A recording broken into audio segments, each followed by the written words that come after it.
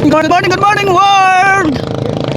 Ano na kami, anong ginagawa natin ngayon?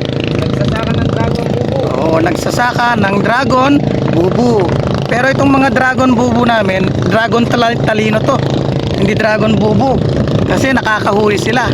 So dragon talino, hindi dragon bubu. Alright. Actually, ilang oras lang to. Isasaka na lang namin eh. Naka-harvest na kanina.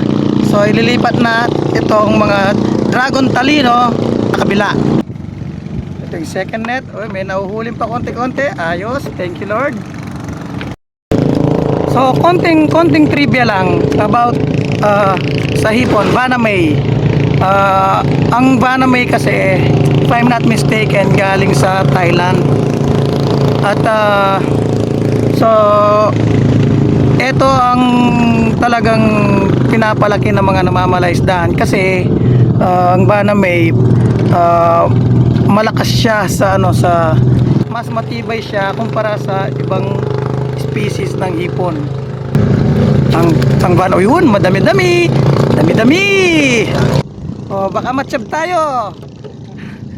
Kalakalalay lang, baka matsyab tayo. Yun. Ay. Makabulat na naman. Balik ito mga.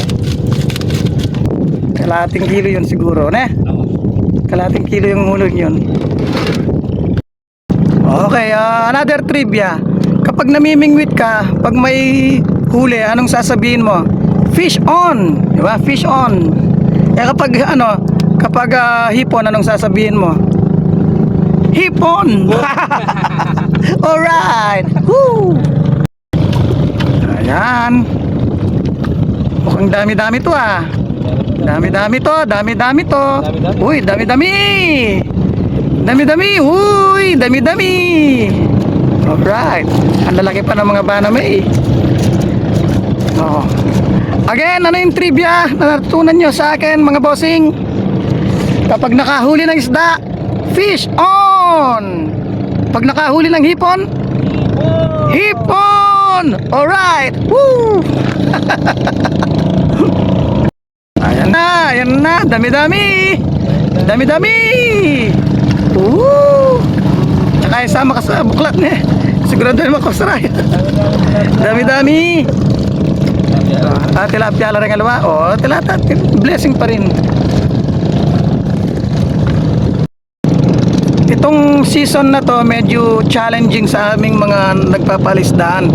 Siyempre dahil sa lubog, sa weather, pero pinaka dahilan talaga yung mga Philippine crocodile, mga buhaya ng Pilipinas na nandun sa taas. Good news naman, syempre alam naman natin na investigan na sila at unti-unti ang mga buhaya nagkakagatan na sila. Sana hopefully next season maayos na yung mga flood control projects, wala nang mga ghost projects na yan, at yung mga Philippine crocodile mailagay na sa zoo. Kailangan may party list na na fish farmers party list para naman may ayuda ang gobyerno sa mga namamalaisdaan.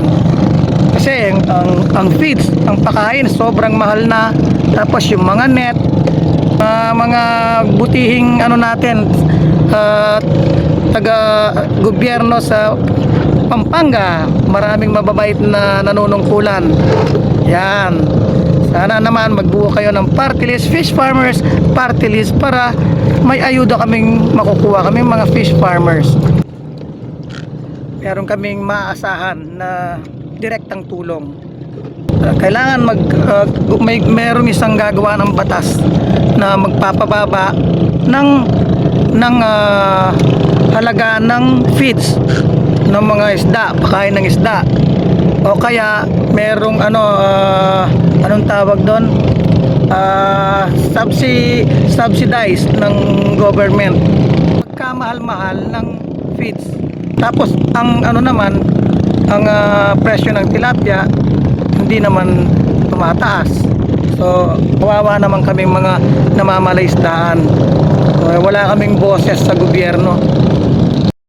Ayan, mga bossing, natapos na kami at meron naman kami nahuli.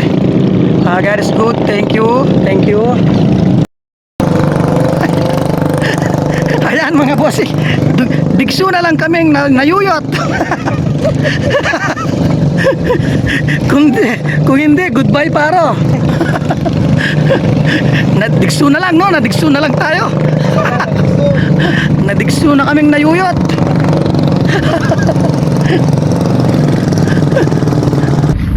Sing, lalaki.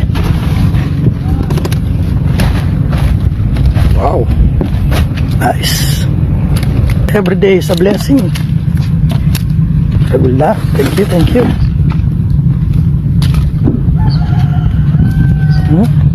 Alhamdulillah. Thank you, Lord.